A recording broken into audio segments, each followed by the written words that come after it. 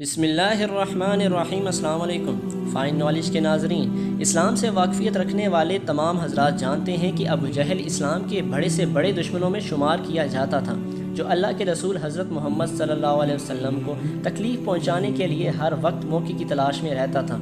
اس کی شرانگیزیوں کے سبب اللہ تعالیٰ نے قرآن مجید میں اس کے متعلق یہ ارشاد فرمایا ہے کہ ہرگز نہیں، اگر وہ باز نہ آیا تو ہم اس کی پیشانی کے بال پکڑ کر اسے کھینچیں گے، اس پیشانی کو جو جھوٹی اور خطا کار ہے۔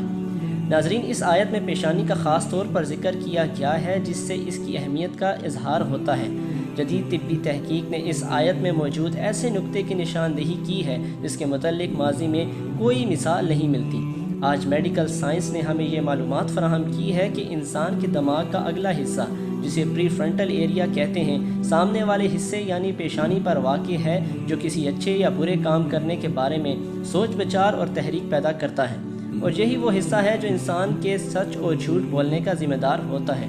ایک اور کتاب میں انسانی دماغ کے بارے میں لکھا گیا ہے کہ یہ اسباب، دور اندیشی کے منصوبے اور حرکت کی طرف پیش قدمی سر کے سامنے والے حصے یعنی پیشانی میں وقوع پذیر ہوتی ہے، جس کو میڈیکل کی زبان میں پری فرنٹل ایریا کہا جاتا ہے۔ پروفیسر ڈاکٹر کیت مور کے مطابق ان سائنسدان سر کے سامنے والے حصے یعنی پیشانی کو پچھلے 60 سال میں دریافت کر پائے ہیں، مگر قرآن میں 1400 سال پہلے ہی اس کا ذکر فرما دیا گیا ہے۔ انسائکلوپیڈیا آف بریٹانیکا کے مطابق جدید تحقیق نے دریافت کیا ہے کہ اگر دماغ کا یہ حصہ کسی وجہ سے ناکارہ ہو جائے تو انسان اخلاقی پستی کا شکار ہو جاتا ہے۔ اس حصے میں نقص واضح ہونے سے انسان برے کاموں سے متعلق سوچنا شروع کر دیتا ہے اور آخر کار وہ اپنے مسائل کو حل کرنے میں ناکام ہو جاتا ہے۔ دماغ کا یہ حصہ جھوٹ بولنے پر اکساتا ہے اور اس پر عمل کروانے کے لیے جسم کے دوسرے حصوں کو ہدایات بھی دیتا ہے۔ ناظرین، جب انسان کسی چیز کے بارے میں فکر و تدبر کرتا ہے تو اللہ تعالیٰ انسان کے ذہن میں گردش کرنے والی تمام باتوں کو بخوبی جانتا ہے، اور اللہ تعالیٰ اس بات پر قادر ہے کہ جب چاہے انسان کی قوت فکر کو ایک نئے زاویے کی حد تک پہنچا دے۔ اس صورت میں الہام دراصل اللہ تعالیٰ کی طرف سے ہی صادر ہوتا ہے۔ اگرچہ ماہرین کا یہ خیال ہے کہ کوئی بھی نظریہ انسان کے ذہن میں فکر و تدبر کے درمیان پیدا ہونے والی ذہنی کوششوں کے نتیجے میں ظاہر ہوتا ہے، اور ذہنی کوششوں کے علاوہ کسی دوسری قوت کا اس میں دخل نہیں ہوتا، لیکن بحیثیت مسلمان ہمارا یہ ایمان ہے کہ اس عالم موجودات کی ہر چیز اللہ تعالیٰ کی مشیت و قدرت سے ہی مکمل ہوتی ہے۔ جدید ریسرچ سے یہ بھی معلوم ہوا کہ فکر و تدبر کی ساری صلاحیتیں رکھنے والا سر کا اوپر والا حصہ ہے، جسے ناسیہ کہا جاتا ہے۔ اس کا ذکر نبی اکرم صلی اللہ علیہ وسلم کی ایک حدیث میں بھی آیا ہے، اور فرمایا گیا ہے کہ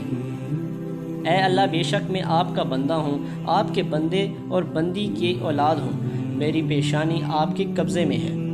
حضرت محمد صلی اللہ علیہ وسلم کے اس ارشاد کے مطابق یعنی میری پیشانی آپ کے قبضے میں ہے، اس بات کا مکمل اشارہ ملتا ہے کہ انسان کے دماغ کا یہ حصہ جسے ناسیہ کہا جاتا ہے، اس پیشانی کو اللہ تعالیٰ جس طرح چاہتا ہے تصرف کرتا ہے، اور جس رخ پر چاہتا ہے اسے ڈال دیتا ہے۔ اللہ تعالیٰ نے ہمارے دماغ میں اتنی بڑی دنیا سمو دی ہے کہ کروڑوں خلیے بھیجے کے اندر ہیں جو کہ ہر طرح کے کام سر انجام دیتے ہیں۔ سارے جسم میں پھیلے ہوئے ہزاروں اعصاب دماغ کے ساتھ منسلک ہیں، جو کہ وہاں سے پیغام لاتے ہیں اور واپس لے جاتے ہیں۔ بہرحال ناظرین، جدید سائنسی معلومات نے قرآن مجید کی حقانیت کی ایک اور دلیل اہل عقل و فکر کے سامنے رکھ دی ہے، چاہے وہ دماغ کے اس حصے سے خالق کی موجودگی کو پہچانیں یا جھٹلائیں، اب یہ فیصلہ کرنا انہی کا کام ہے، ورنہ سائنسی گواہیاں تو پکار کر کہہ رہی ہیں کہ اس عظیم و شان کائنات کو پیدا کرنے والا اور اس حکمت والی کتاب یعنی قرآن مجید کا مصنف سوائے اللہ تعالیٰ کے ہو ہی نہیں سکتا۔ ناظرین، آخر میں اللہ تعالیٰ سے دعا ہے کہ اللہ تعالیٰ ہمیں بے شمار نعمتوں کا شکر ادا کرنے کی توفیق عطا فرمائے۔ آمین ثم آمین۔